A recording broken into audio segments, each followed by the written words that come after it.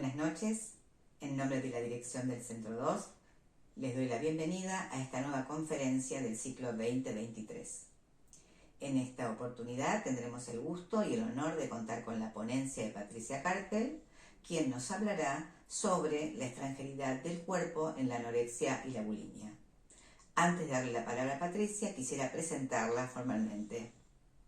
Patricia Karpel es psicoanalista, magíster en psicoanálisis, jefa de trabajos prácticos en la UBA de la Cátedra de Psicopatología 1, investigadora en UBA-CIT, autora del libro El cuerpo como enemigo en la anorexia y numerosos artículos académicos, supervisora en distintas instituciones privadas y públicas. Ahora sí, le doy la palabra a Patricia, a quien le agradecemos su generosa participación en este espacio. La conferencia se llama La extranjeridad en el cuerpo, en la anorexia y la bulimia. Hubo un cambio, quizás la leyeron antes, que estaba publicitada, el cuerpo como enemigo en la anorexia. Lo cambié porque este es un tema que yo investigué bastante para escribir una tesis de maestría, y bueno, y luego lo trabajé para escribirlo como libro. Y hoy tengo la emoción de compartir que la primera vez lo tengo en la mano, porque yo tuve horas, así que estoy contenta. Voy a leer algunos párrafos de acá, porque el punto, bueno, es hablar de la anorexia y la bulimia, la extranjeridad en el cuerpo, y algo que lleva a la enemistad. Quizás hoy centro más en la extranjeridad. Felicitaciones, bueno, Patricia. Muchas gracias. Fue así, emoción, porque fue hace 2 horas que me dieron el libro, así que lo había visto en la página, pero no en papel. Así que bueno, es un momento muy emocionante. Bueno, así que lo comparto en primer lugar con ustedes. Bueno, entonces vamos a hablar en principio de la pubertad y el cuerpo femenino. ¿Por qué vamos a hablar de extranjeridad en la pubertad? Muy brevemente, y sobre todo me voy a centrar en relación al cuerpo femenino. La pubertad es un momento de confrontación con lo nuevo, ¿no? Es un momento novedoso, donde en relación al cuerpo aparecen fenómenos de fragmentación, conmoción, desanudamiento, se desamarra la imagen, ¿no? Esa que es con la que siempre uno se reconoció al espejo, ¿no? Empieza a cambiar, empiezan las torpezas de los adolescentes, no reconocerse en la voz, en cómo van creciendo distintas partes del cuerpo, con lo cual es un momento de desestabilización y de la irrupción de un real, porque es también el momento del encuentro con lo pulsional sexual nuevamente, en este segundo momento, porque ya hubo uno en la infancia, pero es un segundo momento donde es el encuentro con lo sexual y la posibilidad de poner en juego el cuerpo sexuado con el otro. Entonces, en la pubertad se tratará de dar tratamiento a lo extraño, ¿no? Estamos hablando de la extranjeridad, a lo extranjero, a lo que irrumpe de modo novedoso y estruendoso, conmoviendo equilibrios, lugares, un imaginario corporal, armonías, es decir, es un momento de quiebre. Lo señalo también porque la anorexia y la bulimia, en general, se desencadenan en la pubertad. Pero además de desencadenarse la mayoría de las veces en la pubertad, la mayoría de los que padecen de anorexia o bulimia, en un 90%, según las estadísticas actuales, con una leve tendencia al cambio, el 90% son mujeres. Entonces, cuando nos ocupamos de esto, sabemos que el 90% son mujeres púberes, ¿no? Por lo menos en un inicio. Cada vez hay más nenas que están padeciendo de esto, y quizás, bueno, personas más grandes que en la pubertad tuvieron algún momento de encuentro, ¿no? Con alguna cuestión que no me gusta llamarlo trastorno de la alimentación, porque decirlo trastorno lo pone más en un nivel de desviación de alguna normalidad, con lo cual a mí me gusta más llamarlo como una nueva modalidad sintomática, ¿no? La anorexia y la bulimia. Entonces, ¿qué le pasa a las mujeres con esto extraño, ¿no? Y podríamos decir que la pubertad es un momento de encontrarse, confrontarse con la extranjeridad que implica para cada una, ¿no? De las mujeres, si hablamos de ellas ahora, con el enigma de su propia femineidad. Entonces, lo extraño en la pubertad, de tener un cuerpo y vérselas con ese nuevo cuerpo, un cuerpo, ¿no?, acometido por estos llamaradas pulsionales, ¿no? Y la extrañeza del cuerpo en relación a lo femenino. Ahora bien, ¿qué podríamos decir de lo femenino? En términos freudianos, acá voy a leer una parte del libro, lo femenino es lo incomprensible y enigmático. Eso es lo que vuelve amenazante a la mujer y por tanto repudiable y enemiga.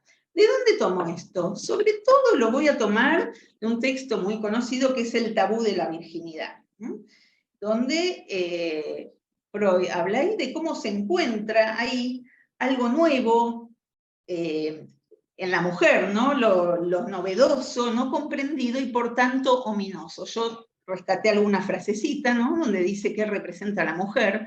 Ahí dice, casi podría decirse que la mujer es en un todo un tabú, y no lo es solo en las situaciones particulares que derivan de su vida sexual. O sea, no solo un tabú sexual, ese tabú de la defloración, eso que Freud investiga y que dice que en muchos pueblos primitivos la defloración de la mujer no lo hacía el que iba a ser su esposo, sino que lo hacía otro hombre. Porque el que la defloraba se ganaba una enemistad, una hostilidad de ella para siempre. Entonces, Freud estudia esto y lo que va ubicando que la mujer es un tabú en la sexualidad, pero ella toda como tabú.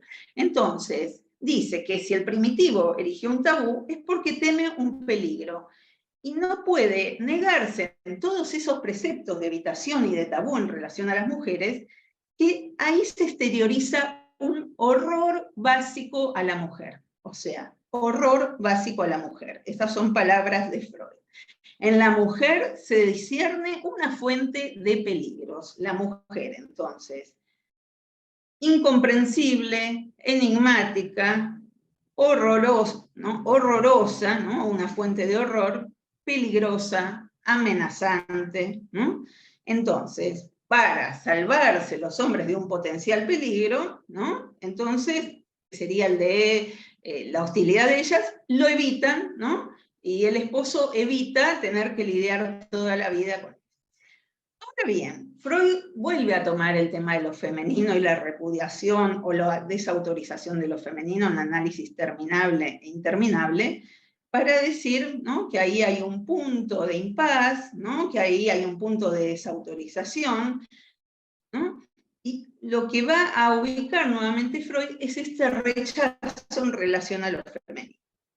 Podríamos decir que este rechazo no solo proviene de los hombres a lo femenino, sino también de las mujeres, ya que se trata, ¿no?, de algo que incluso va más allá del género, y se trata de una posición estructural del sujeto, ¿no?, la feminidad, que rechaza al otro por ser portador de su falta, ¿no?, y que si tiene una falta denuncia la falta, ¿no?, del sujeto. Entonces, esa falta queda encarnada por la mujer.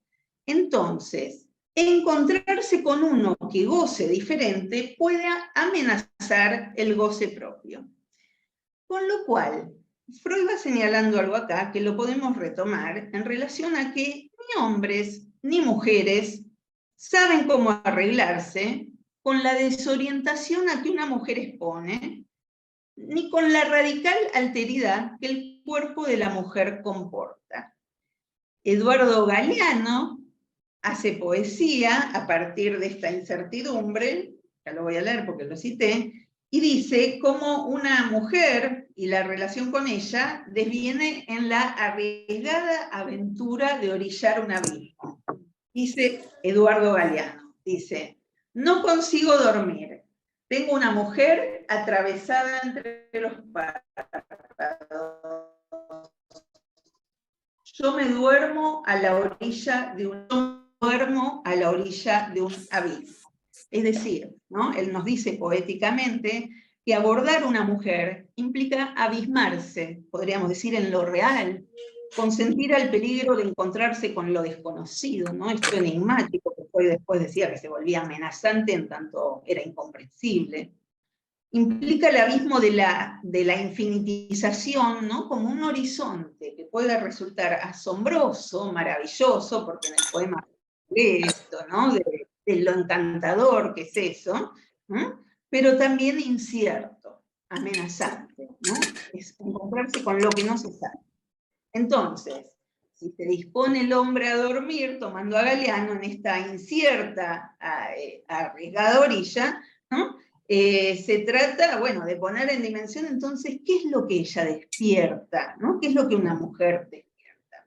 Entonces, podríamos decir que hay algo ahí, que es extranjero para el hombre, pero es extranjero para sí mismo, ¿no? En tanto, otra para sí se constituye esta extranjeridad en el seno de ella misma, en tanto habitada por eso otro desconocido, ajeno.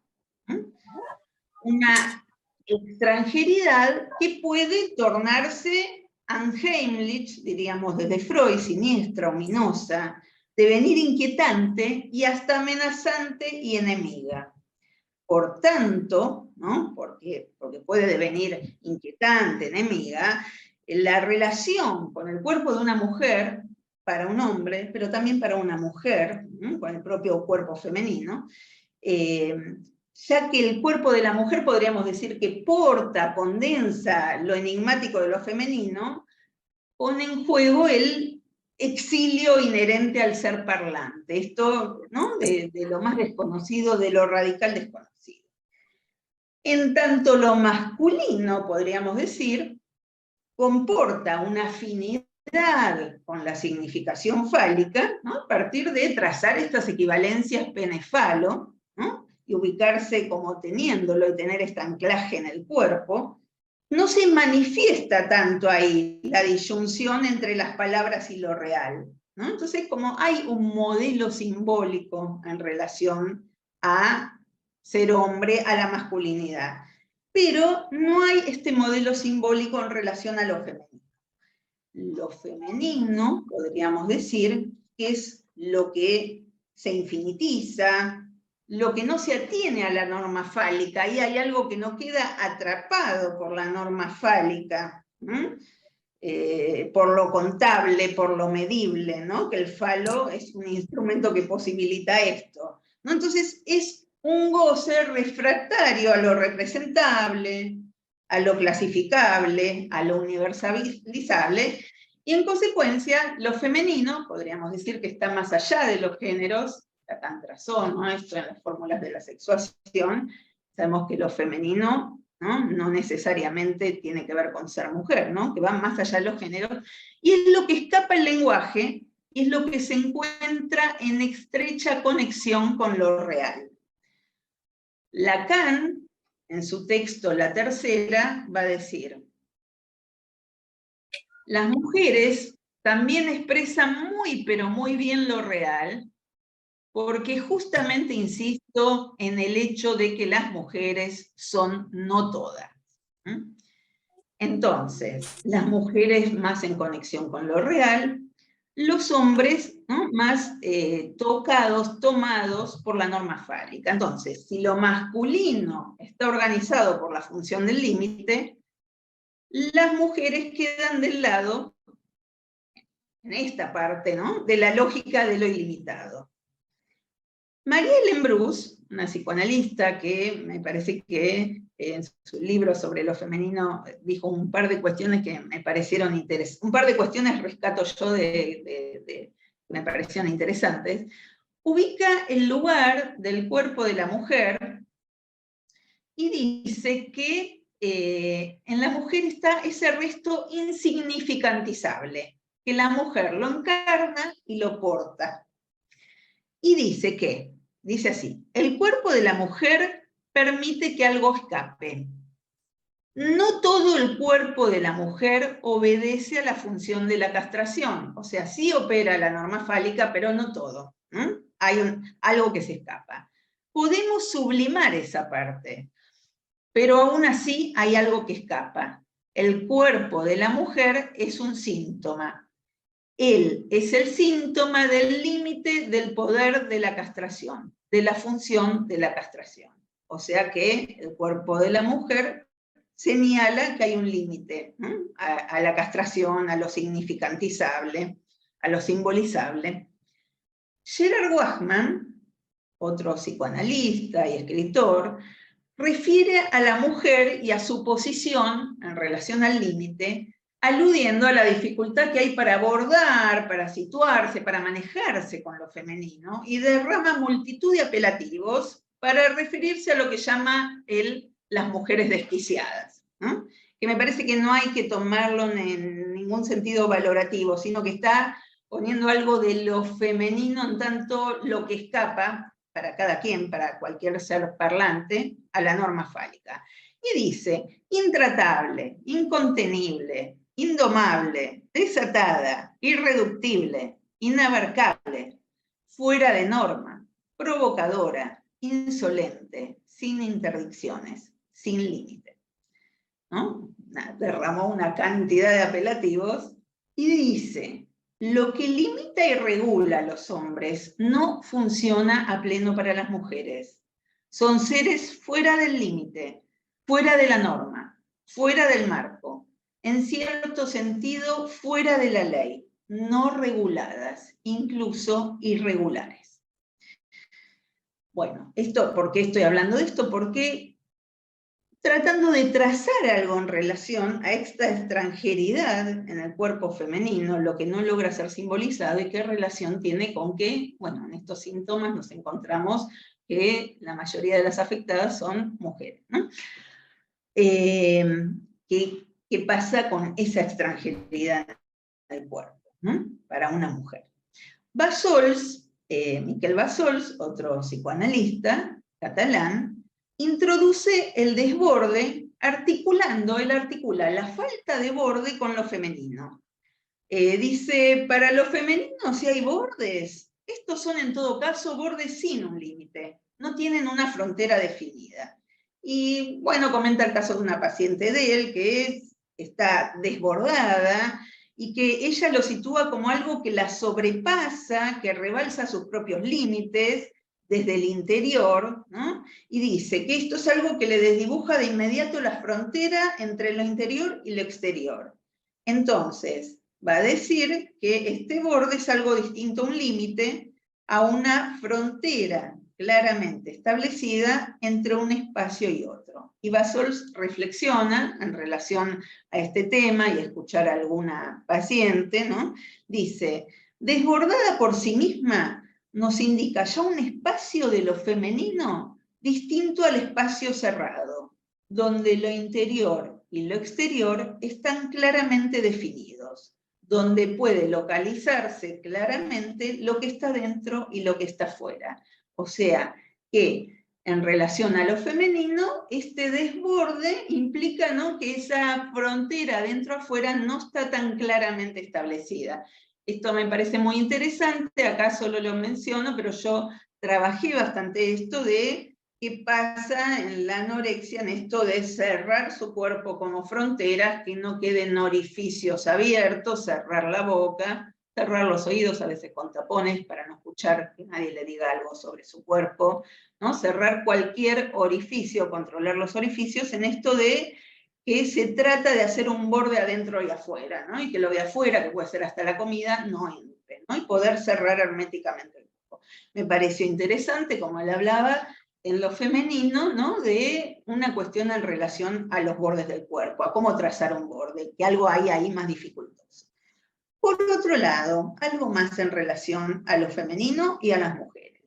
Lacan, en el seminario 20, habla de difamar a la mujer haciendo un juego de palabras en francés, ¿no?, entre diffame, ¿no?, que cambiando alguna letra, decir mujer, ¿no?, y maldecir son casi, tienen casi las mismas letras, hace este juego de palabras, ¿no? Entonces dice, a ella se la maldice, ¿no?, porque a ella se la difama. O sea, decir mujer ya es difamar, cambiando una letra, en francés decir mujer, ¿no?, ya es difamar. Entonces hace ese juego de palabras para decir que a la mujer siempre se la maldice. Pero ¿se la maldice en qué sentido? En que hay algo que no se puede decir bien. ¿Por qué no se puede decir bien?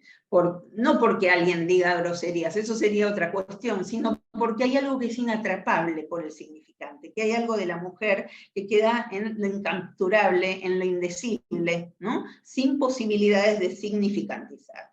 Ahora vemos, ¿no?, que en relación a este maldecir, cómo es bastante común a la sexualidad femenina hacer que un hombre hable, ¿no? Muchas veces, ¿no?, y esto lo escuchamos en la clínica, no particularmente de la anorexia, esto en la relación amorosa, muchas veces se insiste al que el partener le diga, lo causa decir, por ejemplo, diciéndole, pero para vos no existo, que ya no me decís nada. Entonces, invita muchas veces a un hombre, que es su partener, por ejemplo, a decir de ella, y muchas veces el varón queda impulsado por la sexualidad femenina a hablar, ¿no? Esto que se hace a veces chistes, ¿no? El varón habla para coger y la mujer...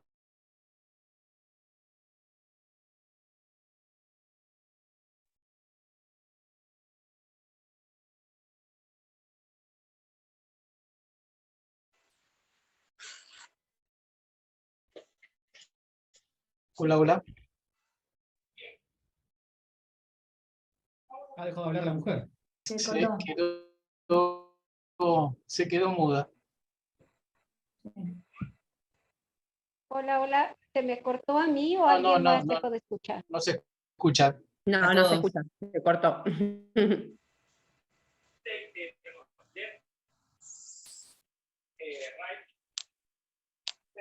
Justamente hablando de algo que no se puede decir.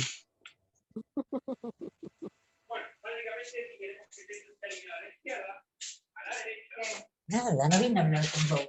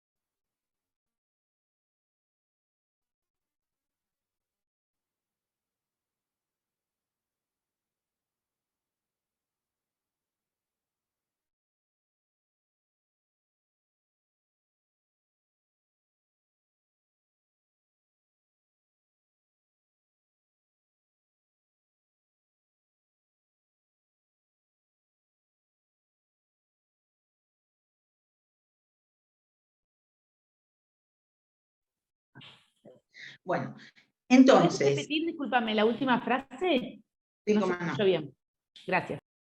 Bueno, entonces, lo que situaba es que muchas veces invita una mujer al hombre a decir de ella, y el varón a veces queda impulsado por la sexualidad femenina, ¿no?, a hablar, ¿no?, en una palabra que pide ella que la singularice, que la diga a ella, y que muchas veces la condición erotómana de elección tiene que ver con cómo es amada, cómo le habla, cómo la aborda, o sea que la palabra de él puede tomar un lugar central en su goce, que es una elección, muchas veces, no siempre, pero suele ser no fetichistas, no por sus atributos, sino por la manera en que es dicha por el partener, ¿no? Entonces, y si sigue preguntando a veces incesantemente, y hoy no me dijiste nada, entonces hoy no te gusto, ¿no? Más allá de ponerlo en una cuestión de insatisfacción, no siempre va por ahí, sino en relación a pedir que le hable, porque no hay respuesta que pueda ser suficiente, pero aún así pide, ¿no? Aún, ¿no? Tomando esto, este título del seminario de Lacan, ¿no? Porque aún es el nombre, ¿no?, dirá Lacan, de esa falla de donde en el otro parte la demanda de amor. Entonces, podríamos decir, Miller dice en un momento, en una charla que él da, que amamos a aquel que nos dice la verdad sobre nuestro ser y la hace soportable, ¿no? O sea, aquel que tiende un puente amoroso, ¿no?, quizás con sus palabras, para una mujer, para soportar la feminidad, para soportar esa extrañeza, para soportar ese enigma, para soportar, ¿no?, y tener ese puente a lo incapturable, a lo irrepresentable, a lo informulable, y a lo que muchas veces puede devenir, y en la anorexia muchas veces deviene, unheimlich, ominoso, y a este enemigo, ¿no? Esta extranjeridad a veces se puede transformar en enemistad, ¿no? Eso es lo que a mí me parece que, digamos, es un pasaje que hay muchas veces en la anorexia, en esto de que se transforma en enemigo de sí mismo o el cuerpo se transforma en un enemigo. Ahora bien, algo de la belleza y de la obscenidad. La vertiente de la belleza en la anorexia y la bulimia. Hay una relación con la belleza relativa, un poco, ¿no? De hecho, se hace mucho foco en este tema de que es algo estético. Y es verdad que muchas personas empiezan a cuidarse, y más las mujeres, en esto de las dietas, los ideales de la época, los cuerpos que se pueden comprar, consumir, etcétera, etcétera. Pero quizás, bueno, esto tiene solo una parte en la cuestión. Porque podríamos decir, ¿no?, que hay la belleza requiere de un juego de velos, una mascarada, ¿no? Y en la anorexia no se pone en juego, ¿no?, esto de lo femenino, el brillo fálico en el cuerpo, ¿no?, el hacer desear, ¿no? Muchas veces hay un arrancarse los velos y lo que se muestra ya está por fuera de toda belleza. De hecho, recuerdo un par de pacientes, una me acuerdo que decía, a mí no me importa ser fea, a mí me importa ser flaca. O sea que la belleza para ella ya no tenía ninguna importancia, había traspasado eso, quizás parecía que iba por eso, pero no. Entonces, podríamos decir que ahí se trastorna la dialéctica de lo manifiesto y lo oculto, el juego de máscaras, ¿no? Porque no juega tanto a qué ropa ponerse, sino muchas veces oculta su cuerpo, oculta sus curvas, se aplana, ¿no? Se aplana no solo con la ropa, sino que se aplana en esto de una dieta que la puede dejar ya sin las formas del cuerpo, ¿no? Y también, o sea, además de no ponerse en juego ahí una evocación de lo indecible, con el velo que oculta y señala a la vez, ¿no?, también se ofrece en la anorexia a veces el cuerpo a la mirada del otro, pero en su extrema flacura, y lo que muestra es casi la calavera, el esqueleto, haciendo lugar a una mostración mortífera y rechazando lo femenino en sí mismo, ¿no? Entonces falla ahí un recurso a lo amoroso, ¿no?, y a los semblantes que velan. No, esto que decía antes, quizás pedir al partener algo amoroso es una manera de acercarse al cuerpo, ¿no?, y a la femineidad de alguna manera. Entonces, muchas veces lo que aparece ahí en una verdadera anorexia, porque hay síntomas anoréxicos que no se constituyen en una verdadera anorexia, que quizás el punto de sea ser más delgado, pero no llega a ser una verdadera anorexia. Pero cuando es una verdadera anorexia hay un goce a secas, que no queda cocinado, ¿no?, tramado por lo amoroso, tejido por lo amoroso, y es pura pulsión de muerte, crudeza del cuerpo cadaverizado, mostrando el esqueleto, un cuerpo transparente, mostrando la obscenidad del cadáver que puede impactar, suscitando horror, ¿no? Entonces la obscenidad está en juego en esto, por muchas cuestiones, ¿no? Muchas veces por la bulimia, vomitar y hasta dejar los vómitos para que nadie sepa en el placar, ¿no? Comida podrida, comer comida del tacho de basura, por ejemplo. Pero la obscenidad, yo buscaba en el diccionario, ¿no?, del latín, el prefijo ob tiene que ver con enfrentamiento u oposición, y la segunda parte tenía dos variantes, una es caenum, sucio, y la otra es senos, de escena, ¿no?, contra la escena. O sea, ob sería un contra, una oposición a la escena. O sería algo de una oposición y en relación a lo sucio. Entonces, quizás hay algo de lo sucio que no debe contemplarse, que se muestra ahí. Digo por esto de que se traspasan los velos de la belleza, se rasga la belleza, ¿no? La escena tiene que ver con jugar con los velos. De hecho, en los escenarios vamos a ver algo y hay cortinas, se abren, ¿no? Lo que se abre, se cierra, se muestra, se devela, se esconde, ¿no? Y más bien, en la anorexia es un intento quizás salvaje por poner en escena algo fuera de escena, ¿no? Como ferozmente, ¿no? Como un agujero, ¿no? En relación con el saber sobre la sexualidad, ¿no? Poner en escena un cuerpo muerto, ¿no? Bueno, entonces, María Lembrus dice acá algo también que me gustaría decir en el libro Lo Femenino, que dice, precisamos, ¿no? Comenta en relación, ella está hablando a lo que hay debajo de la piel. Dice, precisamos olvidar eso, lo que hay debajo de la piel, eso que no es sexuado, que es real, que existe al cuerpo sexual. O sea, lo sexuado tiene que ver con que funcione algo del velo, de lo agalmático, ¿no? De lo que se muestra y se oculta, ¿no? Entonces ahí es esto de lo real, ¿no? A veces sin vestidura.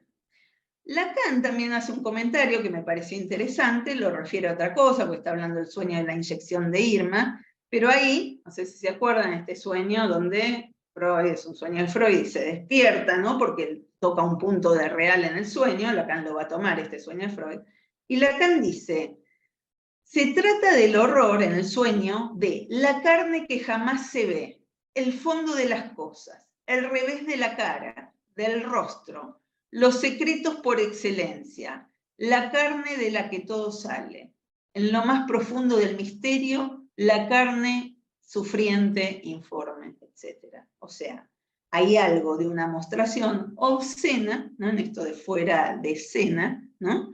De que en la anorexia aparece, ¿no? Y que en todo caso, en este punto sí, hay algo de lo real sin velo, sin vestidura.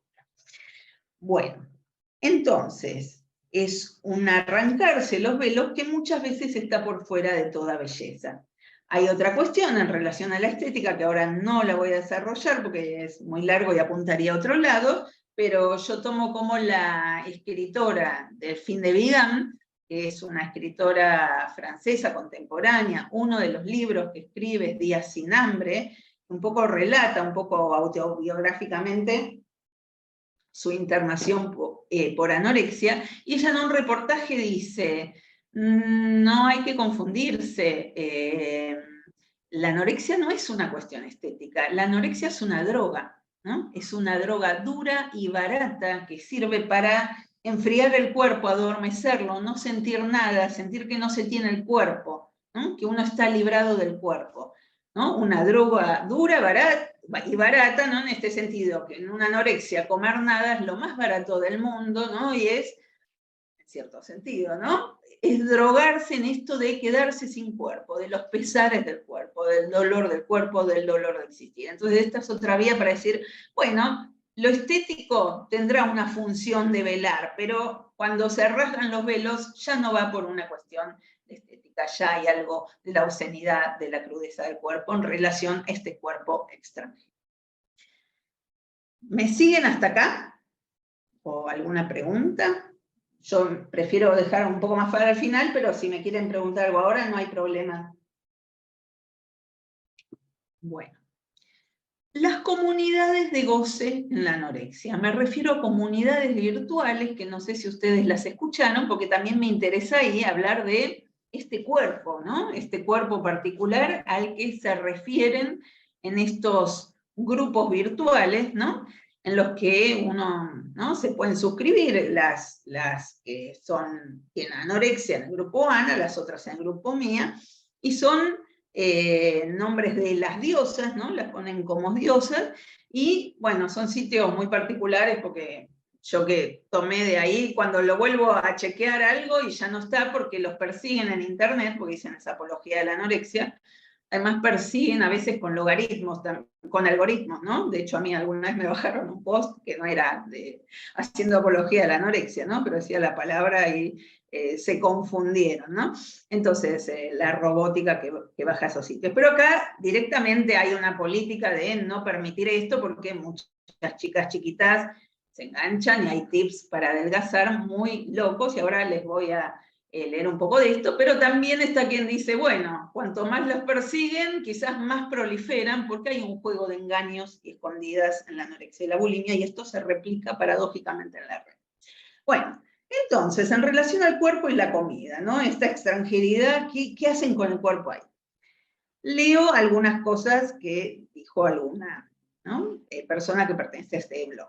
No comerás, ¿no? Como unas tablas, ¿no? De la ley, ¿no? Que tienen como no matarás, no robarás, bueno.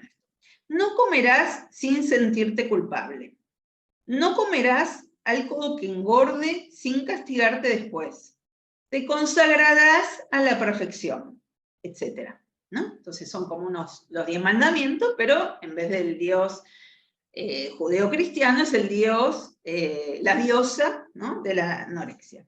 Entonces, esta diosa Ana, que dice que si uno come se siente culpable, o sea, no comer sin sentirse culpable, o no comerás algo que engorde sin castigarte, ¿no? O hay que consagrarse a la perfección, exige la inmolación, ¿no? Clama por la carne de sus fieles, ¿no? Imparte mandatos que son mortíferos. Entonces, retomo a Marielle Embrus, que cuando habla sobre lo femenino, y dice, Marielle Embrus, que entre el cuerpo y las religiones, podríamos decir que los preceptos religiosos son ordenadores de la relación con el propio cuerpo, ¿no? Que nos van diciendo qué hacer y no con el cuerpo. De hecho, los que son religiosos y se atienen a esto tienen ciertos días, ¿no? En relación a qué se puede comer, las relaciones sexuales, etcétera, etcétera. Por ejemplo, los rabinos judíos. Y dice, las religiones son inicialmente medios para lidiar con el cuerpo, lo que se puede comer, lo que está prohibido, cuándo se puede tener sexo, pero a diferencia de las religiones, por ejemplo, judeo-cristiana, donde con un ayuno, por ejemplo, en el Día del Perdón, se expían los pecados, ¿no? O sea que empieza y termina, ¿no? Y algo se acota ahí. Esta chica que escribe esto en el blog dice que se debe recordar que nunca, ¿no? Agrega, recuerda que nunca estarás suficientemente delgada, nunca. O sea, no hay punto de detención en esta demanda infinita, mortífera, si nunca se está lo suficientemente delgada, lo que se instala es la imposibilidad de aceptar el propio cuerpo. Este cuerpo, ¿no? Que les decía, vira de la extranjeridad muchas veces a la enemistad. Entonces, y Bruce, además de decir que las religiones aportan una manera de cómo tratar el cuerpo, eso que cada ser parlante se las debe arreglarse con su cuerpo, que a nadie le es fácil, dice, se puede decir, además que de la religión, se puede decir que hay una policía del cuerpo, en particular para las mujeres. O sea, como que hay un estado policíaco a veces, no solo que es una religión que da ciertos ordenamientos, sino que hay una policía que persigue, que sanciona, que castiga, en particular para las mujeres. Y se podría pensar que para las mujeres anoréxicas, para arreglarse con tener el cuerpo, se suelen instaurar en un estado policial de autocontrol implacable, una prohibición que no señaliza, ¿no? Algo de esto está prohibido, ¿no? Esta vez y después ya sí, ¿no? Sino nunca, ¿no? Nunca sin castigarte, nunca estarás lo suficientemente delgada, ¿no? Nunca comerás sin sentirte culpable. Entonces, el mundo queda prohibido, es decir, quedan sometidas al imperio de una ley de hierro. Sabemos que la ley del padre humaniza la ley. Acá es una ley que no queda humanizada, es una ley de hierro, deshumanizada, es como un capricho que absolutiza la prohibición, ¿no? La prohibición implica una ley benigna que permite la excepción. Acá es un nunca, ¿no? Entonces, las pro-ana, ¿no? Porque se llaman pro-ana y hasta usan algunas pulseras y dicen que es un estilo de vida, ¿no? Y que muchas están muy contentas de ser así, que los demás nos molestan y dicen, bueno, ¿cómo esconderse los demás? Se regocijan, ¿no? En esta escualidez etérea y exaltan la aspiración a no tener apetitos, ¿no? Como que eso es lo mejor a lo que se puede llegar. En uno de estos blogs, por ejemplo, se instaba una competencia entre todas las que quisieran hacerlo a tener la cintura de Cenicienta. Entonces, el reto de Cenicienta es apostar a tener la cintura de un dibujo, de una muñeca, cual si fueran seres bidimensionales. Entonces, ¿qué es el cuerpo ahí? Pretenden ser princesa, hada, dibujo, no tener espesor. desistir del cuerpo, ¿no? En un intento de solución podemos pensar a la dificultad que les implica portar un cuerpo femenino. Trabajan además para captar el cuerpo en cifras, números, ¿no? Medir las calorías, se reparten estrategias, ¿no? Se pasan consejos. Entonces, en este punto podríamos decir que esas comunidades, por decirlo de algún modo, son segregatorias, ¿no? En tanto que segregan hasta el propio cuerpo, ¿no? Si el propio cuerpo no es el que quisiera que sea, y nunca es el que quisiera que sea, nunca se está lo suficientemente delgado, es segregado. Entonces, se rechaza lo otro, en este sentido de que se rechaza el propio cuerpo, que el propio cuerpo, Lacan dice, el cuerpo es el otro, ¿no? Este es otro tema, pero hay una alteridad en el cuerpo de la cual no se quiere, ¿no?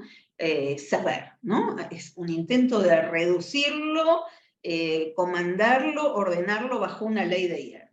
Otra persona en un blog dice, en uno de estos blogs, creo que soy la persona más rastrera, inútil y despreciable que haya existido jamás en la Tierra. Y que soy absolutamente indigna del tiempo o la atención de nadie. Creo que los que me digan algo distinto son idiotas. Si pudieran verme como soy, realmente me odiarían tanto como yo lo hago, ¿no? Bueno, hay toda una dimensión melancólica y de autoinjuria, ¿no? De identificarse con el objeto deshecho. Lo que acá aparece como el cuerpo condensa la impureza, ¿no? Y el espíritu es lo impoluto. Quisieran ser seres solo de espíritus, o seres como muñecas, o como hadas, o como en un libro de cuentos, o de la película. Una participante del blog dice, bueno, ser proana es ser princesa, se llaman princesas, entre ellas, dice, es una forma de vida. En este punto, ahí no quieren saber nada de la división, ¿no? De qué me pasa con esto, de por qué le hago esto a mi cuerpo, ¿no? Más bien hay algo de decir, esto es lo que yo quiero, ¿no? Y esto es un estilo de vida que yo elijo, ¿no?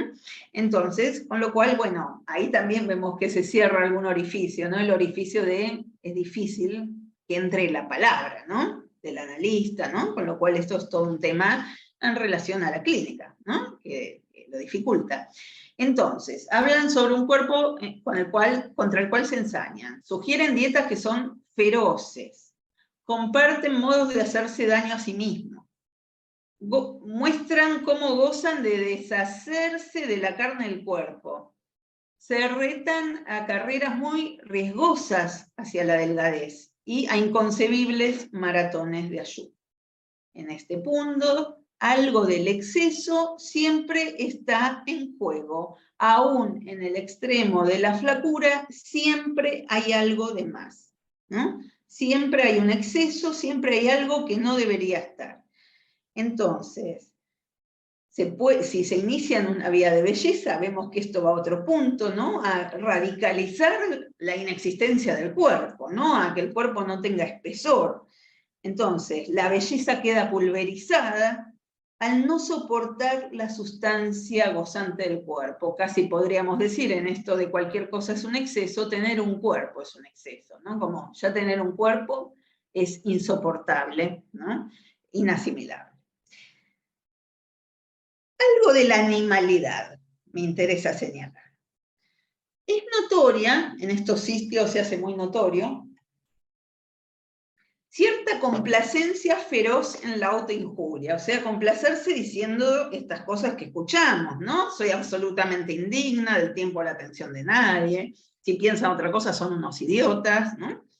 Soy la persona más rastrera, inútil, ¿no? Una complacencia en tratarse como desechos, que resuena, ¿no? Con lo que Freud, y hay un canal para pensarlo, que tampoco lo vamos a abrir hoy, pero en relación a la melancolía, ¿no? Sabemos que en la melancolía hay esta obscenidad de la autodenigración, ¿no? Y el delirio de indignidad.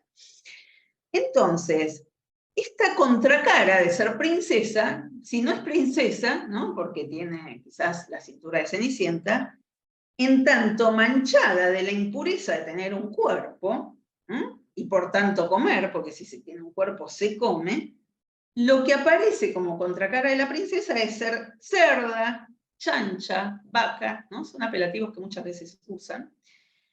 Y retorna, yo diría, en esta nominación animal que hacen de ellas, lo rechazado de la corporalidad, ¿no? Que es un cuerpo, ¿no?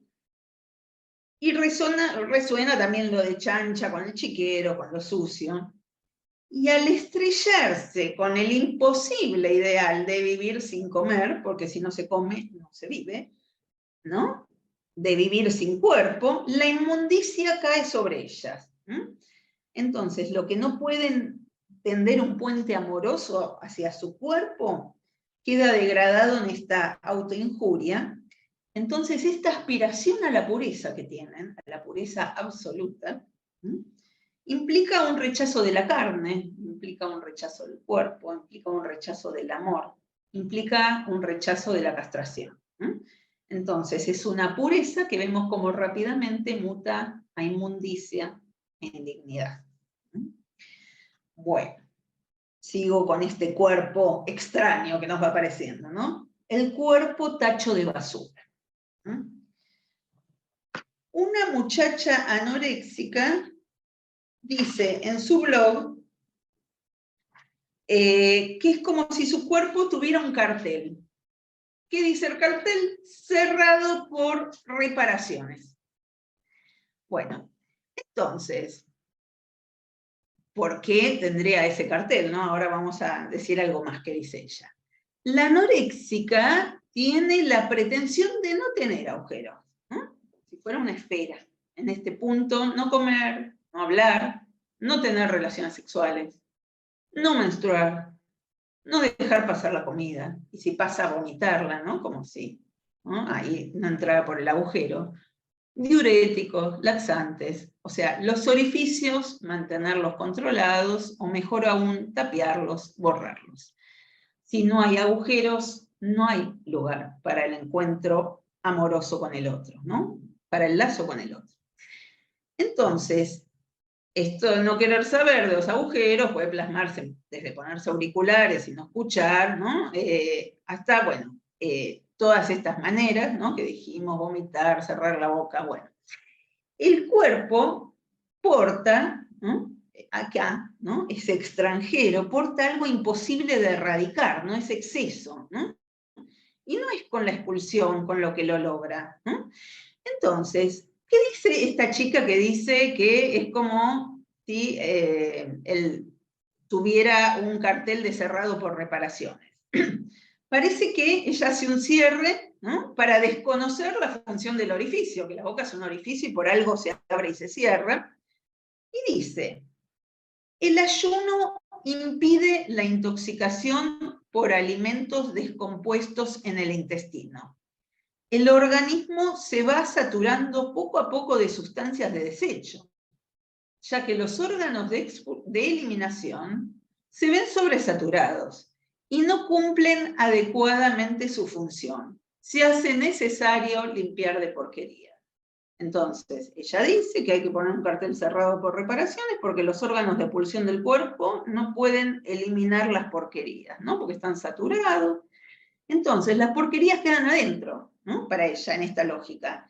Entonces, lo abyecto toma el cuerpo volviéndolo inmundo. Y ella tiene que hacer algo con lo insoportable de la suciedad invasora. Massimo Recalcati, un analista que publicó algunos libros sobre la anorexia y la bulimia, en La Última Cena, Anorexia y Bulimia, es un libro de él, dice que el cuerpo de la anorexia y la bulimia es un tacho de basura. Y habla en la bulimia del sacrificio de la carne con una consecuente evacuación de goce que resulta fallido, ¿no? En esto de comer, vomitar, los atracones. Entonces, esta jovencita que habla en el blog pone de manifiesto la falla en la evacuación de goce, que queda literalmente para ella ubicada como la falla de los intestinos en cumplir su función de evacuación, ¿no? Ella dice no cumplen adecuadamente su función, no se sabe por qué supone que los intestinos no expulsan, como ella dice, la porquería. Entonces, podríamos decir, ¿no? En esta lógica, que si no opera la función del agujero, el cuerpo queda con la porquería, ¿no? Y es el efecto subjetivo del borramiento de los agujeros, ¿no? Y el correlato del rechazo al cuerpo. Entonces vemos falla en la evacuación, putrefacción, ¿no? Los que hablan sobre el gusto en comer comida podrida. El cuerpo puede ser un testimonio de una podredumbre.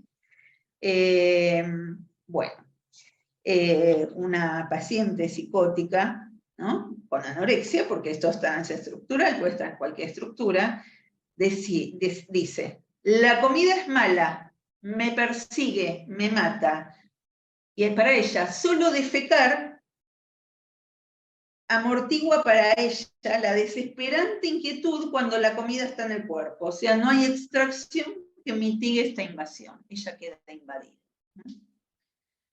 Bueno, un punto más quizás.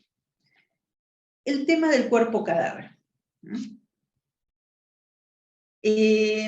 ¿Por qué la recurrencia de la muerte en este tipo de casos, ¿no? En tanto se presentifica, por un lado, en lo muerto del cuerpo, ¿no? Este cuerpo que no es vitalizado, este cuerpo al que se le transparenta el esqueleto, pero también la muerte en el plato.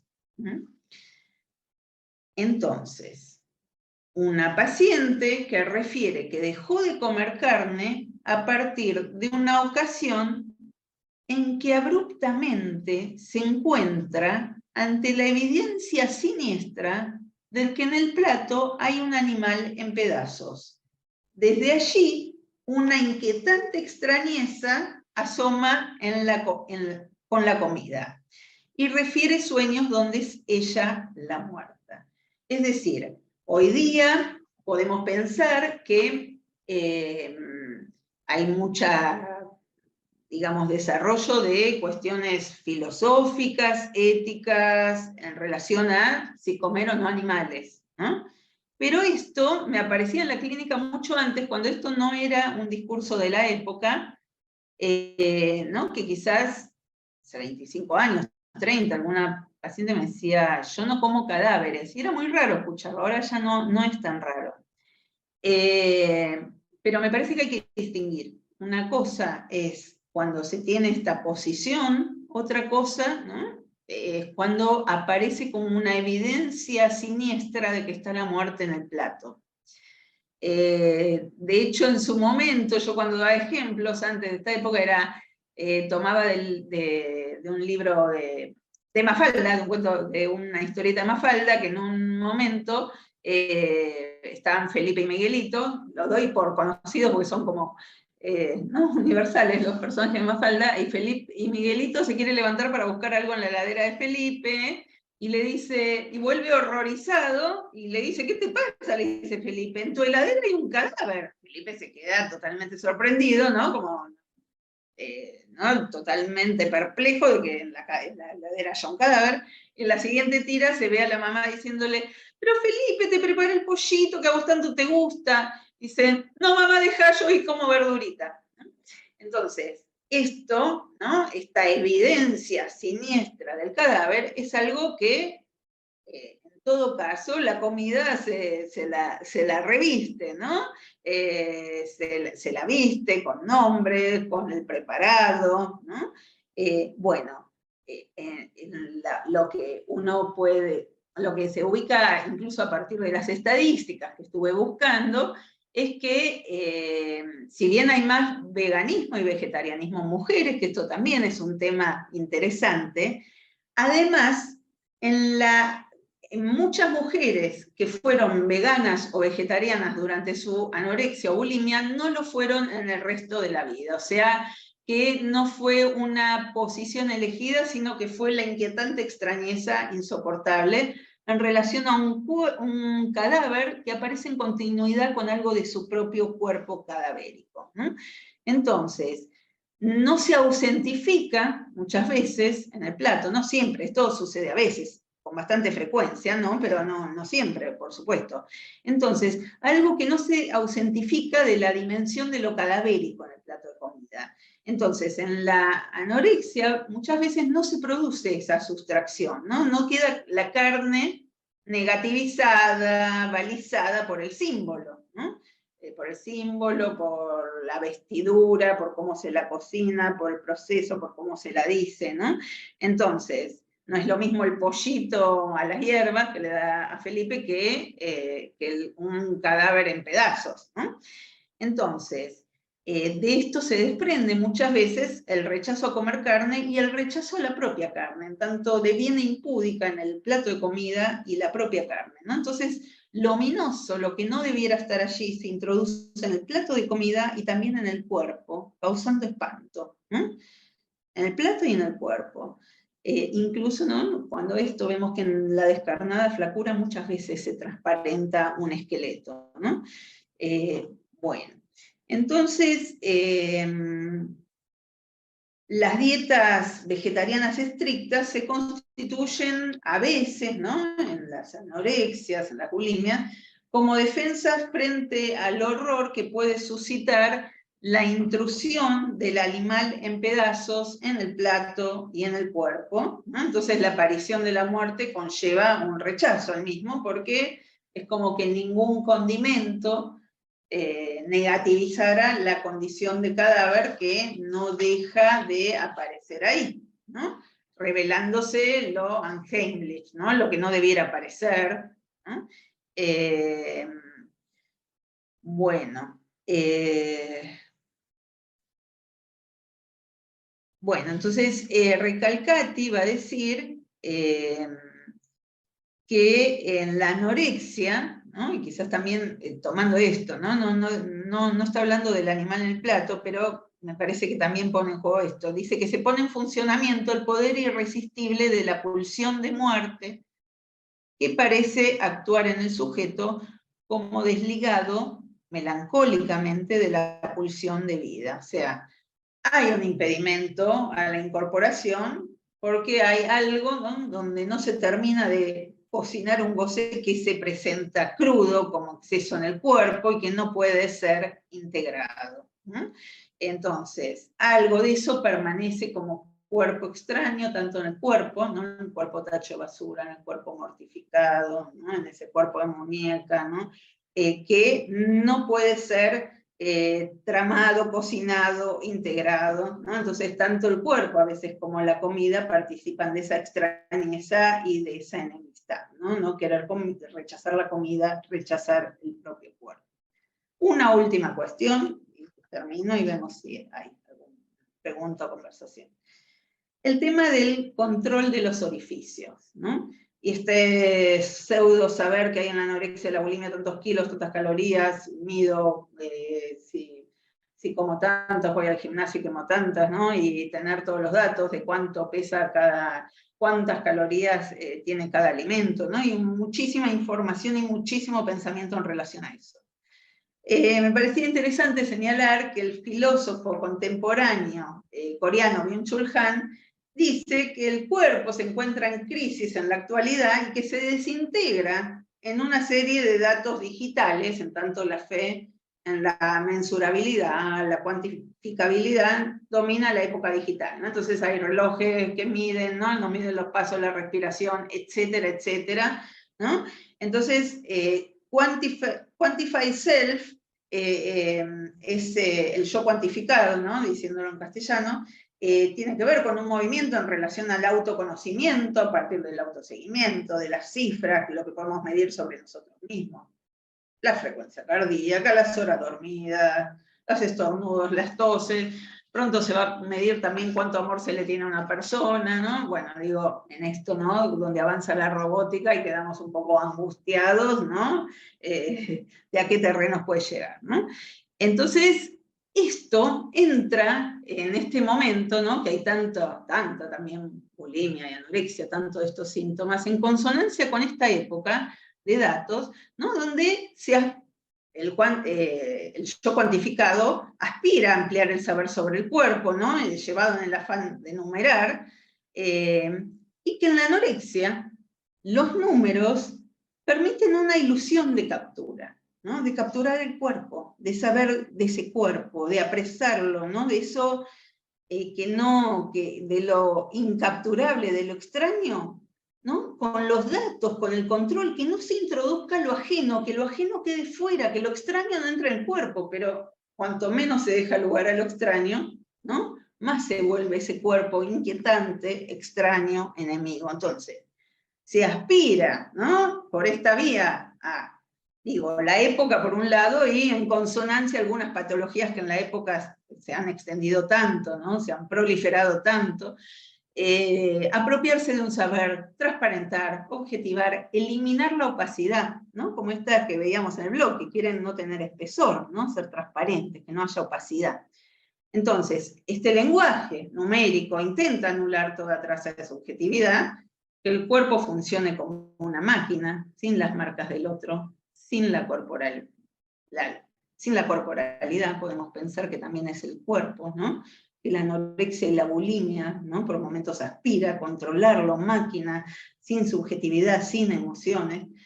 Pero tener un cuerpo para cada ser parlante, para cada uno, implica habitar una otredad y consentir a la opacidad.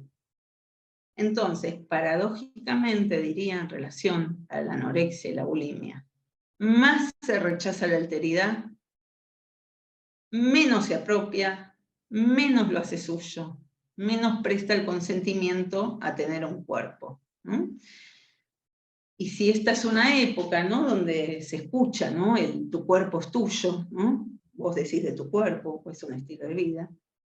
En esto tuyo no hay algo que se deja fuera al otro, y se produce ahí algo de una aporía, porque sabemos por Freud que el cuerpo extraño es uno de los nombres del síntoma, y es el nombre de lo más singular, el nombre del síntoma, esto de estar habitados y habitar en un cuerpo extraño. Bueno, me parece que hasta acá está bien porque son unas cuantas cuestiones en relación a lo que se me ocurrió hablar de trazar algo de la enemistad y sobre todo, como titulé hoy, que fui más a la extranjeridad. Bueno, ahora tenemos un ratito para conversar, preguntar.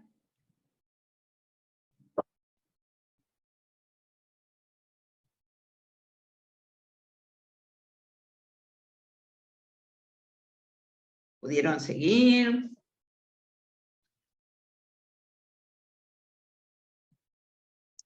Si quieren pueden anotar alguna pregunta en el chat.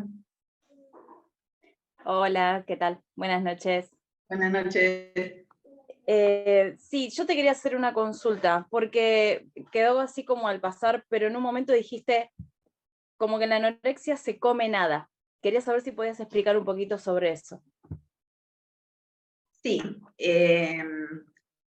Lacan va a hablar del comer nada de la anorexia. Dice que no es que no se come nada, sino que se come nada. O sea, es positivizar la nada, ¿no? Que lo va a trabajar ahí como el objeto nada, lo empieza a trabajar como el objeto nada.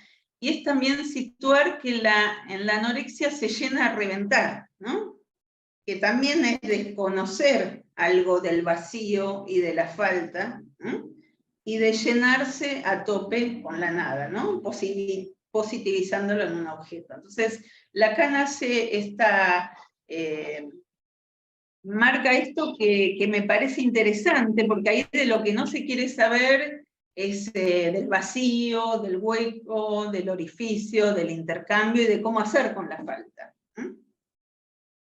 Entonces, más bien sería otro modo, llenarse de basura o llenarse de cualquier cosa. De basura digo porque a veces es el cualquier cosa, porque es comí lo que había, lo que le salió al encuentro, ¿no? Lo primero que encontró, y ahí si no encontró nada, quizás harina a cucharadas, o algo que está en el freezer y no hay tiempo en el atracón de descongelarlo, o comida podrida, pero comer nada también es, ¿no? otra vuelta de esto, que es una operación también que va en relación a no alojar algo de la falta y del vacío. De no saber de eso. Porque Lacan va a hablar del horror a saber en la anorexia. Esto va a ser al desarrollo del seminario 21, donde va a decir, va a ubicar algo de toda esta especie de pseudo saber, ¿no? Tanto saber del cuerpo, de las calorías, de lo que mide, de todo, de si se le pone aceite, cuánto pesa el aceite que se le pone al arroz, la cuchara. Es una manera de no saber, porque hay un horror al saber, un horror a encontrarse con ese cuerpo sexuado, ¿no? Con lo pulsional, con la no relación sexual, con esto de más la ilusión de atraparlo, más querer desvanecer esa opacidad y alojar eso extranjero, ¿no? Que para cada uno es el cuerpo, ¿no? Porque Lacan va a decir, eso otro es el cuerpo, la otredad para cada uno, la alteridad es el cuerpo. Y cómo llevarse con eso, ¿no? Cada uno tiene que ver cómo se las arregla con eso, ¿no? Bueno, en la anorexia y la bulimia, Domenico Cosenza, que es un psicoanalista italiano también, con Massimo Recalcati, que me parece súper interesante, lo que él plantea es que hay una falla en la sintomatización de la pubertad, que hay algo que llegado el momento de la pubertad no se hace síntoma, y más bien, dice él, hay una marcha atrás. Es como que se llegó a un punto y se quiere volver, ¿no? Quizás a la infancia, a aplanarse, a no tener ese cuerpo, a no querer saber nada de lo que trae ese cuerpo, ¿no? De lo que provoca en el otro, de lo que provoca en sí mismo, ¿no? De un retirarse, retroceder en relación a lo que implica encontrarse con el cuerpo y hacer con eso, ¿no? Entonces falla en la sintomatización en el sentido que no es un verdadero síntoma o es una nueva modalidad sintomática que elude, ¿no? El tratamiento por la vía fálica, el síntoma, el fantasma, y más bien es no querer saber nada de eso. Y Cosenza incluso también tiene otro sintagma que me gusta y dice que es como una luna de miel, que lo podríamos emplear tanto en la toxicomanía como en la anorexia. El fin de Vigan también les decía que dice es una droga dura y barata. Una luna de miel de estar encantado con eso, ¿no? Como dicen estas chicas muchas veces desde los blogs, del estilo de vida, a mí me gusta esto, yo quiero esto. Sos un idiota si pensás otra cosa porque yo quiero esto, ¿no? Entonces la luna de miel en el sentido de que yo así estoy bien. No quiero saber nada de la división, ¿no? No quiero saber.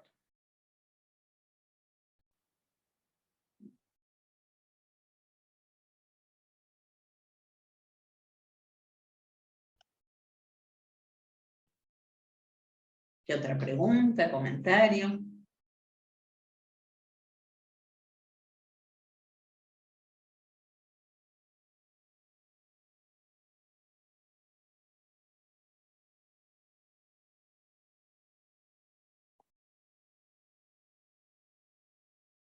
Aunque no tenga cámara, veo buenísima la exposición. La verdad me sorprendieron de algunos aspectos que son tan habituales. La cosa de contar y de cuantificar está muy en juego en las empresas. Cuantificar, el lema sería una cuestión de si no se puede cuantificar, entonces no se puede mejorar. Con lo cual, es decir, absolutamente todo se cuantifica. Y precisamente me doy cuenta de que hay muchísimas mujeres que tienen esta habilidad,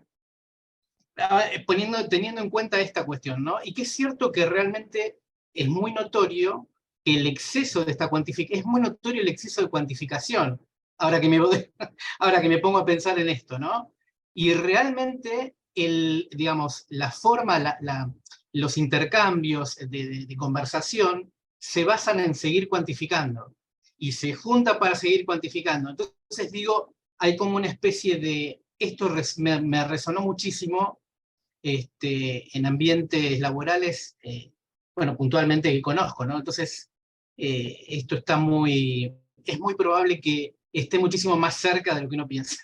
Eso es lo que me da la sensación, ¿no? Que en cierta forma está controlado, pero por ahí hay alguna cosita, algo que se desanudó ahí y deviene en otra cosa. Digo, hay cierta cuestión de sostén ahí que de alguna forma mantiene, digamos, todo anudado, y cuando algo pasa, porque lo veo muy cercano, muy cercano. Así que bueno, Bien. nada, muy bueno, la verdad que me conmovió bastante. Muchas gracias. Bueno, gracias. Me Hola, parece... buenas tardes. Ah, sí. Hola. Hola, buenas Dale. tardes desde México. Mucho Ah, gusto. bueno. A mí me llegó una chiquita de 11 años, me consulta la mamá, muy preocupada. La llevan al médico porque la niña tiene 2 síncopes, o sea, se desmaya en 2 ocasiones, y bueno, para hacerlo concreto, en la escuela se hizo un reto viral de delgadez, ¿no? Entonces, la niña estaba en un grupo de amigas, y entonces el reto en este grupo era bajar de peso. Entonces, en los recreos dejaban de tomar lunch. Ellas les decían a los papás que era por ahorrar el dinero que gastaban en el lunch, en el recreo, y entonces comían cuando mucho unos vasitos que vendían en la tiendita con 3 rebanadas de pepino. Pero la niña a la que yo atiendo hasta la fecha, ella entrenaba basquetbol, entonces no aguantaba estos retos, y ella sí llevaba lunch al recreo. Entonces el grupo la excluye. Y de hecho es otra de las razones, empiezan a excluirla, ella se pone muy triste con esto, porque le decían que al llevar ella lunch, hacían que a las demás se les antojara la comida, y esto era como traicionar al grupo.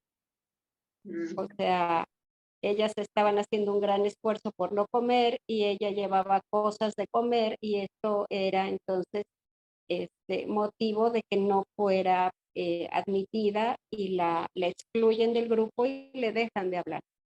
Entonces, esta parte también de pertenencia, ¿no? De cómo se hace como un clan, y aquel que no pertenece a este estándar de belleza, porque además están muy de moda acá en México, por lo menos los grupos coreanos. Sí. Y son extremadamente delgaditas, y Sí. bailan padrísimo, y se ponen unos mini shorts. Entonces, pues alguien con cierto sobrepeso no puede vestirse así, porque realmente pues no se vería estético, ¿no? De acuerdo a estos estándares. Entonces, no sé aquí qué tanto entra realmente el cuerpo, Pati, y qué tanto es esta necesidad de pertenencia, ya cuando se hacen estos retos de pertenecer a las delgadas, ¿no? Ahorita que hablabas de estos blogs. Claro, me parece interesante, ¿no? Y son cuestiones que nos estamos encontrando en nuestra clínica, en nuestra práctica, con los jóvenes de la sociedad. Por eso son comunidades que no son comunidades de deseo, sino comunidades de goce, ¿no? Las comunidades de deseo las podemos pensar tal como Freud habló cuando habló de la identificación, de las que se contagian, ¿no? En un desmayo, no sé si se acuerdan, cuando hablan en psicología de las masas y análisis del yo, que hay un tipo de identificación que tiene que ver con hacer el síntoma que tiene el otro, y contagiarse. Si ella recibió la carta de un amado, todas quisieran estar en el lugar y se desmayan, aunque no la hayan recibido, ¿no? Por el deseo también de tener un amado que les envíe una carta, etc. Son comunidades de deseo, se pesca algún deseo en común, y eso produce en la histeria, sobre todo, más facilidad en la identificación, que no es una simulación, sino es una operación psíquica compleja, inconsciente. Acá son comunidades donde se goza, es como quién goza más, ¿no? Quién goza más, y en la vía de no tener un cuerpo, ¿no? Y son comunidades también de odios, porque son segregatorias, ¿no? Porque si no se hace eso, se traiciona, ¿no? Traiciona es una palabra que se usa todo el tiempo en estos blogs. No traicionar a la diosa, no te traicionaré más, me castigué porque te traicioné comiendo unos ravioles que me tentaron, ¿no? Ahora, dentro de esta cuestión social, no todos se van a adherir de la misma manera a esto, van a participar. Está el que va a ser síntoma, el que va a decir yo como igual, el que se pone a llorar, y el que queda muy capturado y empieza realmente una carrera en este consumo, en este goce, en competir por quién es más flaco, ¿no? Pero digamos que nos encontramos con que existen estas comunidades de goce que quizás se las quiere sacar de internet, vuelven, están a veces en los colegios. Bueno, y los adultos, los analistas, poder estar advertidos, ¿no? De esta cuestión donde cómo no quedar tomado, ¿no? En estas prácticas de goce, y cómo poder, de alguna manera, ¿no? Leyendo la época esto sucede, pero cómo poder hacer la diferencia, ir a lo singular, ¿no?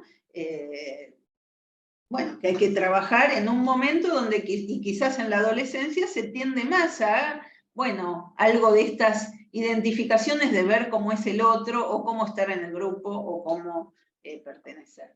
Pero, bueno, me parece que en el caso de esta paciente que tenés, bueno, ya está en un buen camino en el punto donde ella eso no le va, no quiere seguir con su deporte.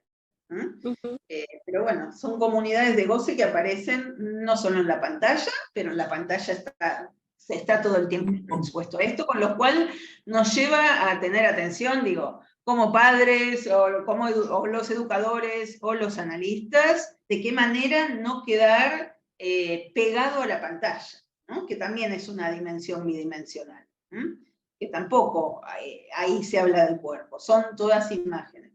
De hecho, lo que vos decís es que en México están viendo ser como las de Corea, y quizás no tienen el mismo cuerpo. Entonces, es segregatorio. Nadie segrega a cada uno. A cada uno de los participantes queda segregado, porque el mismo que un día se comió un alfajor ya quedó segregado ese día. O sea, es segregatorio para cada uno de los que participan. Pero bueno, son comunidades que en este momento se ve más, ¿no? Como existen en una época donde hay un empuje al consumo. Y esto también es una manera de consumir nada sería, ¿no? Por eso es interesante la positivación del objeto nada, porque es un reto a ese consumo, ¿no? A ver quién consume más nada.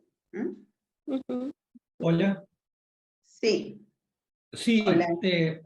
Hola, me encantó la conferencia de hoy, fue genial, y escuchando todo el tiempo estamos hablando del cuerpo, me recordaba a una frase de Freud que decía que el yo ante todo es un yo corporal. Sí. Desde ahí en adelante todo lo que venimos hablando y pensando, podremos hablar de como una cierta falla ahí, y algo que me llama mucha atención es esta falta de apetito por la comida, y si entendí bien, por una falta de apetito también por lo sexual, con esto, hacia el otro, y algo dijiste recién, y pensaba en lo dificultoso que debe estar la dimensión del deseo en esta situación. Sí. Justamente hablabas mucho del goce, que Sí. habría que ver de otra manera cómo tratar de insertar de nuevo el deseo ahí. Sí, justamente estoy de acuerdo en que cuando aparece esta dimensión del goce, lo que hace, ¿no?, es empobrecer la dimensión deseante, ¿no? Es el goce ya, de la satisfacción ya, del llenarse de nada, del comerse ya, ¿no?, en un atracón la comida, y sí hay un empobrecimiento del deseo. Freud, de hecho, en los primeros escritos habla bastante de la anorexia, pero sobre todo hay un escrito bastante interesante en el manuscrito G que dice que es una especie de melancolía en jovencitas, púberes, con la sexualidad inacabada, y dice, no hay apetito por la comida y tampoco hay apetito por lo sexual.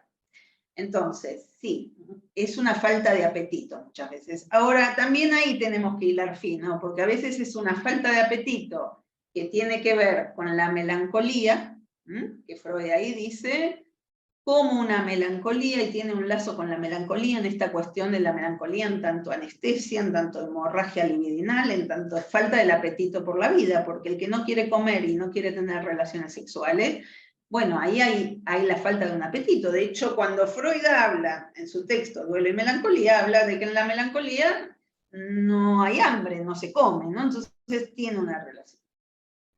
Hay después anorexias que tienen más que ver con cierta cuestión restrictiva. Quiero comer pero no lo como, ¿no? Pero esto no me lo dejo comer, ¿no? Entonces, bueno, y hay versiones que tienen que ver más con ciertos síntomas alimentarios en una histeria, donde el síntoma es más parcial, no se quiere comer determinada cosa, tiene que ver muchas veces más con el asco, ¿no?, cuando es más histérico el síntoma, y cuando hay algo más de la dimensión anestésica, ¿no?, de no querer comer para nada, de no importarle, a veces de olvidarse de comer incluso, a veces no es... Bueno, ahí toma más una dimensión de la melancolía. Bueno, yo esto lo trabajo bastante, pero es un tema como muy espeso para meterse. Quizás, les digo, en el manuscrito G ya Freud hace una división de aguas, ¿no? Dice, algunas en esta anestesia, en esta hemorragia libidinal, falta el apetito. sexual y en la comida, ¿no? Los dos los pone juntos porque tienen relación. Y en la otra, la anorexia que tiene que ver más con la histeria, tiene que ver más con el asco, ¿no? Y no es tanto, no es lo anestésico ahí, ¿no? Entonces, bueno, de cualquier manera, en la melancolía, por supuesto que hay un empobrecimiento del deseo, es más, Freud lo dice mucho más fuerte, ¿no? Y sí, cuando son cuadros melancólicos es más fuerte. Freud dice que hay un desfallecimiento de la pulsión que hace aferrarse a la vida. O sea que si estamos en el terreno de la melancolía, quizás encontremos eso, ¿no? La falta de apetito vital, ¿no? Y por tanto de comer. Lo que pasa es que muchas veces no son melancolías, sino melancolizaciones en cuadros neuróticos. Por eso, digo, es ya meterse en otro tema y ver los diagnósticos de caso por caso, pero el tema de la melancolización tiene cierta cercanía con la anorexia, ¿no? Y Freud, de hecho, en el manuscrito G ya expone algo ahí, ¿no? De que él los pone como en una relación. No sé si con esto te contesto o abro más temas, pero bueno. Perfecto.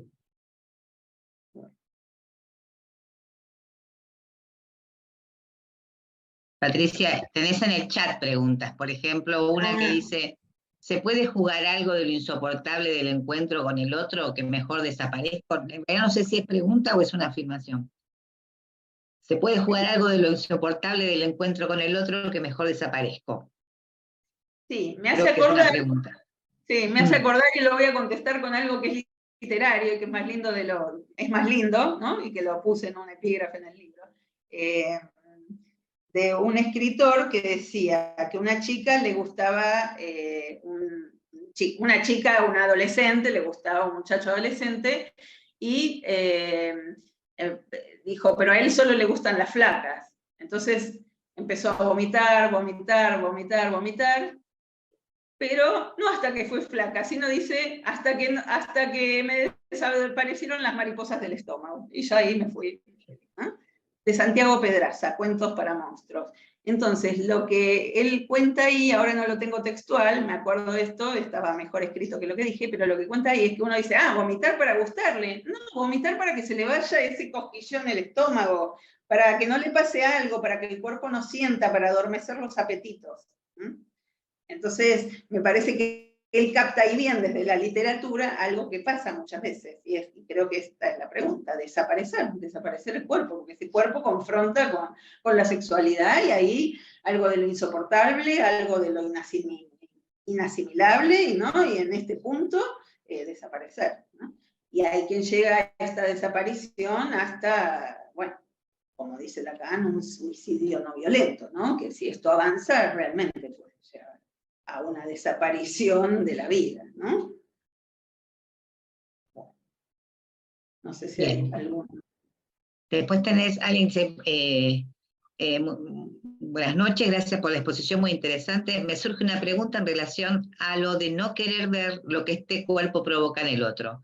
¿Cómo se puede pensar esto en las chicas que comienzan con esta problemática a recibir muchas frases que hacen alusión a que están gordas? Y bueno, es un tema, hoy día también hay mucho movimiento en relación a no hablar del cuerpo de los otros, ¿no?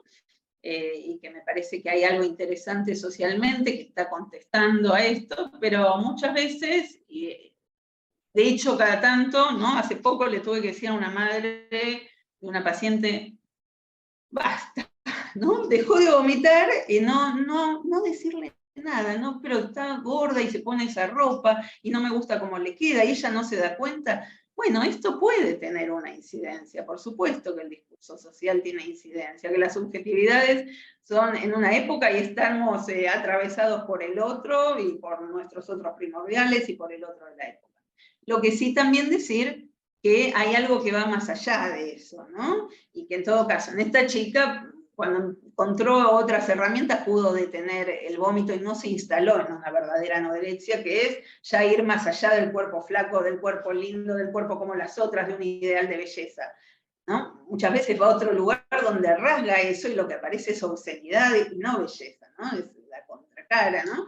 El fuera de escena, lo que no debiera aparecer. Entonces, sí, la época influye y los mandatos influyen, pero como esto de, quizás diría, los chicos que consumen droga en los fines de semana. Y sí, ¿eso influye, ¿no? Para después ser un verdadero toxicómano?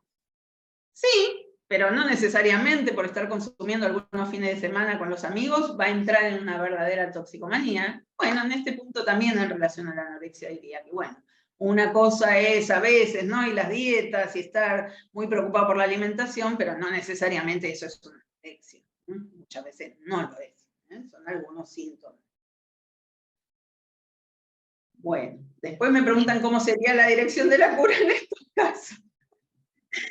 Como saben, desde el psicoanálisis nunca se da una respuesta muy satisfactoria porque no hay estándares y eso no está bueno, pero es lo que está más bueno el psicoanálisis, y es que inventamos caso por caso. Y bueno, y esas cuestiones también se pueden trabajar más en talleres donde se vean casos, porque cada caso es distinto, no hay cómo es, ¿no? La dirección de la cura en la anorexia. Bueno. Yo creo que algo respondiste, pero acá diría, ¿cuál sería la diferencia entonces entre los síntomas anoréxicos y una anorexia real? Quizás hay síntomas anoréxicos que son muy acotados, que son parciales, quizás a veces con determinada comida, ¿no? Donde sigue funcionando la neurosis, ¿no? Donde sigue funcionando la histeria y eso es como un síntoma. Yo trabajé un caso y lo diferencié, pero ahora no me puedo poner a esto porque sería un poco largo, ¿no? Es más parcial, quizás hasta es interpretable, en algún caso hasta tiene más que ver con el asco, en otros no, hay esa carrera, ¿no? Que casi no se puede detener, a desaparecer, a aniquilar el cuerpo, a desterrar la carne del cuerpo, y aún en el extremo de la flacura está eso ineliminable que se empuja a eliminar. Bueno, entonces ahí ya estamos en una anorexia vera, digamos, ¿no? Como cuando decimos, no es lo mismo un consumo social, ¿no? A veces un poco, en determinadas situaciones, que me ayuda a desinhibirme, que, bueno, no poder parar de todos los días, todo el tiempo, bueno, eso desregulado, ¿no? El consumo desregulado de nada en la anorexia o en la versión bulímica, ¿no? El consumo desregulado en atracones y vómitos, etc. Bueno, los dejo con algunas respuestas, otras preguntas. Bueno, y espero haberles podido transmitir algo en lo que vine investigando mucho tiempo, una partecita, y bueno, que sea para seguirlo trabajando y que se haya podido, bueno, compartir algo de eso. Así que les agradezco su escucha, sus preguntas. Muchas gracias, Patricia, de verdad. Bueno, muchas gracias.